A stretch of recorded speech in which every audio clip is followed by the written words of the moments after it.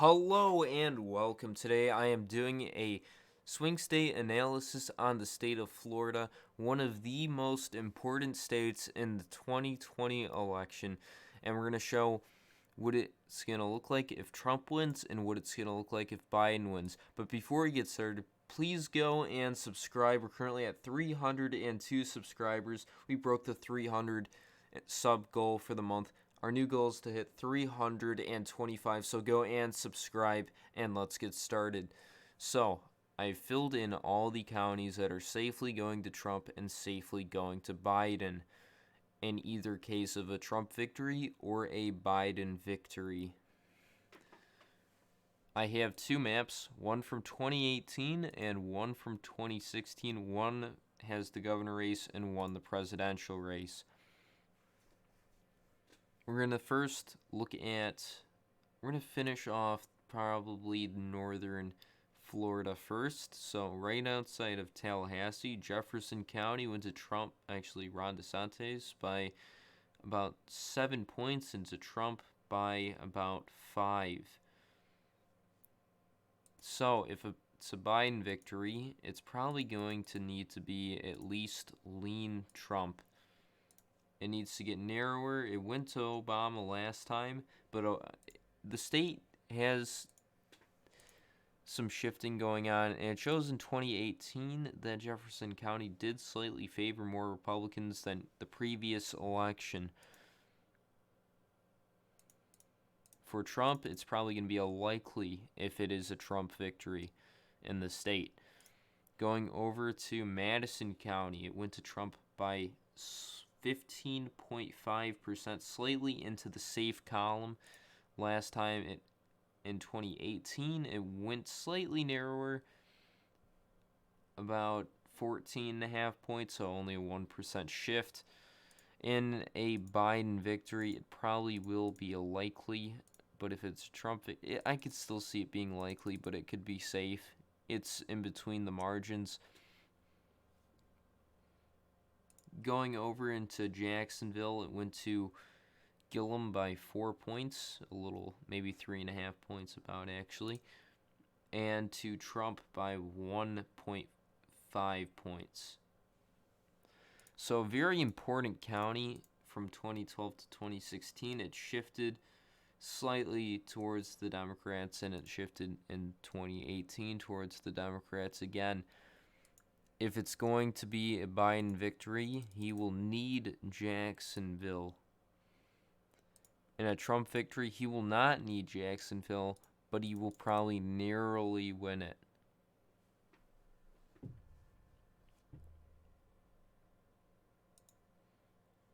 Going over to Alachua County, Hillary Clinton won 58% to Trump's 36% in 2016. It shifted even more. This is going to be a county that will stay in the safe blue margin, either case scenario. Going over to Pasco County, it went to Ron DeSantis by 16.2 points and to Trump by about 19-20 points.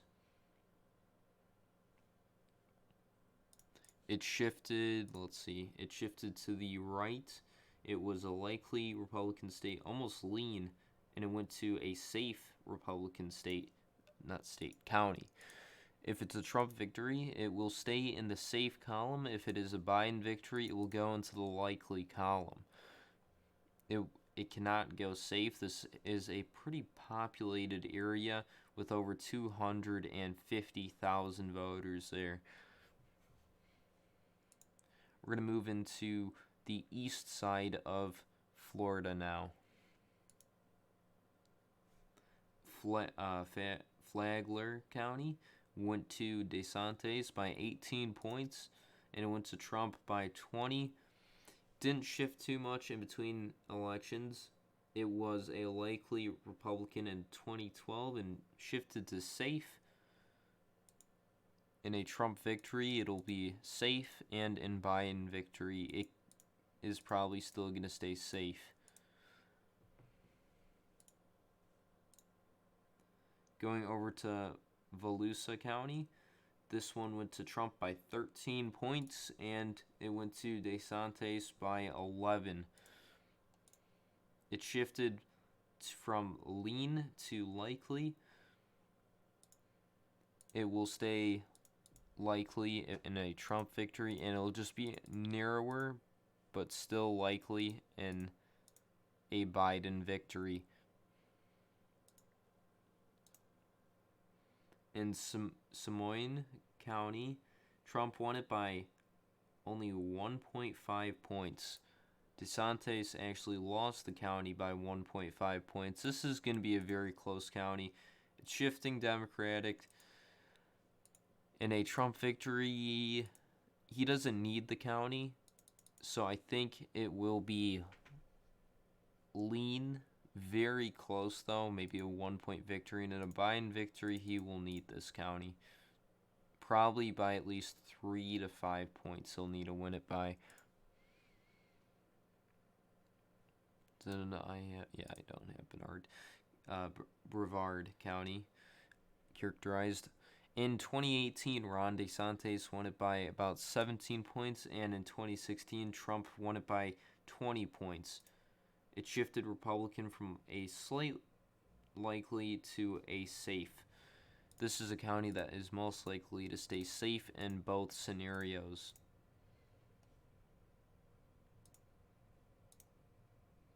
In St.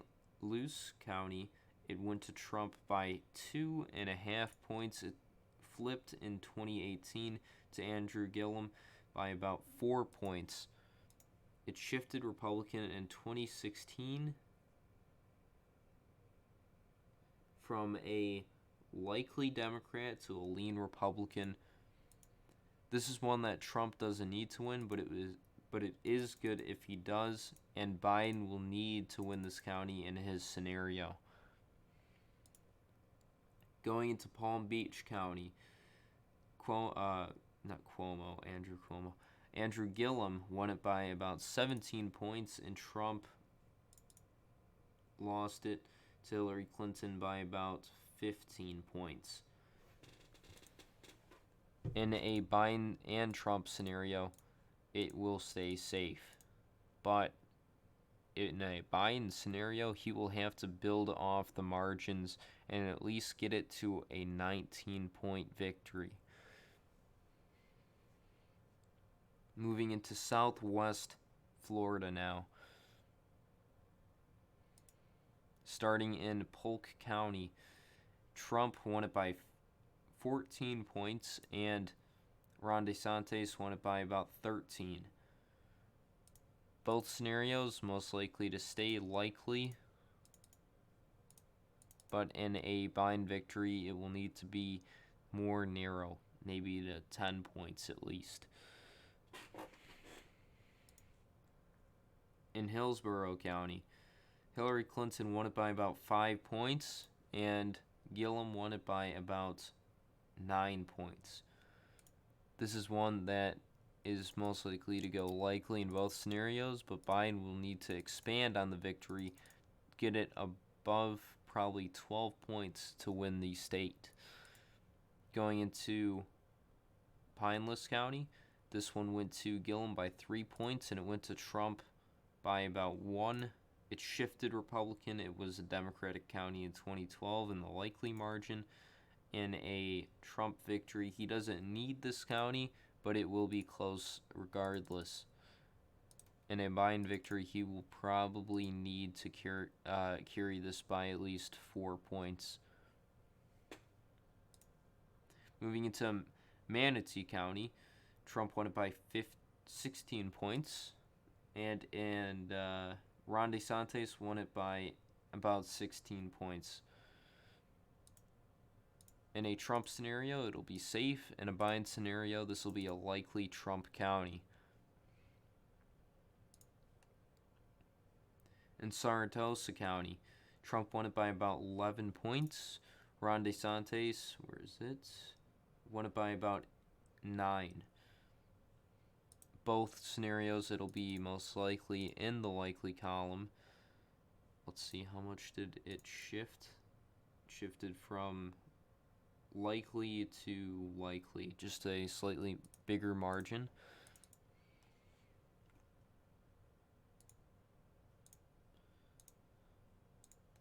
Moving into Hendry County, it went to Donald Trump by 14 points, and it went to Ron DeSantis by 19. This is a county that is shifting more and more Republican, going from a lean to a likely to a safe.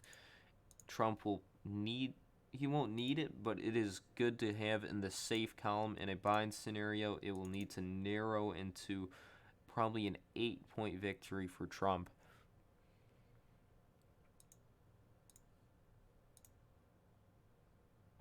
Is it Lee County? Yes, that is Lee County. It went to Trump by 21 points, and it went to Ron DeSantis by about 22. This is another county that is shifting more and more Republican. It will probably, in a bind scenario, have to go likely or close to it. In a Trump victory, it will probably continue a growing margin in 2020 from 2018. And the last county, Monroe County. It went to Trump by 5 points. It went to Obama by half a point. And it went to DeSantis by 4 points. This is a county that usually shows who's going to win the state, even though it has under 50,000 people who voted in it in the last 2 elections. But if Biden wins, it probably will go blue. If Trump wins, it'll probably go red. In a Trump scenario, he will carry this probably in the likely column. In a Biden scenario, he will probably carry this in a lean. Now, these are 2 vastly different maps, from a Trump victory winning 56 counties to a Biden victory winning 53 to 14. That is a 3 county shift. The ones that are shifting are Monroe. Yes, Monroe. St. Louis. What else is shifting? Oh, and Jacksonville. Those are the pivot counties. And who is to be victorious in Florida in the 2020 election. Now we're going to look at a little bit of polling. Biden averages a 1.5 lead, but in the latest ABC News Washington Post, which came out today, it gives Trump a +4. This is an A+ rated pollster, and it gives Trump a 4-point lead. This is showing a close race. If there is a bunch of polls that are showing Biden leading and then an A+ rated poll shows a Trump +4, this is going to show a close race. Biden leading at 8.5 points in late July, down to 1.5. The race is tightening across the swing states and the election, and it'll be very close. Now we're going to go look at a little bit of demographics of who voted what and who needs to hold on or expand on the voter base. Now, for gender, Trump won 52% of males and 46% of females. He will most likely lose more female support and gain on male support. He will need to make sure he gains enough so then he doesn't lose support in the state. He'll probably float above 40% among female voters, maybe 42%.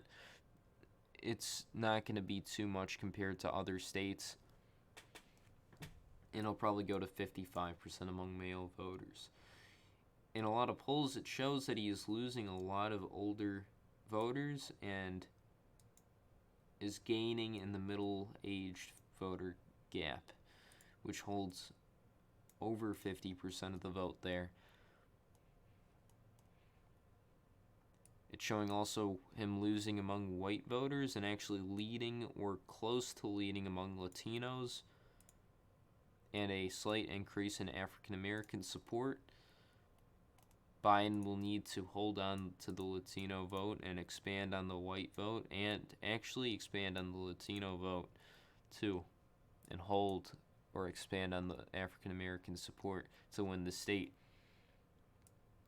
Biden is probably going to tie Trump or slightly have more some college voters on his side. The college graduated voters have been shifting Democratic, and the high school or less, or the working class has been shifting Republican.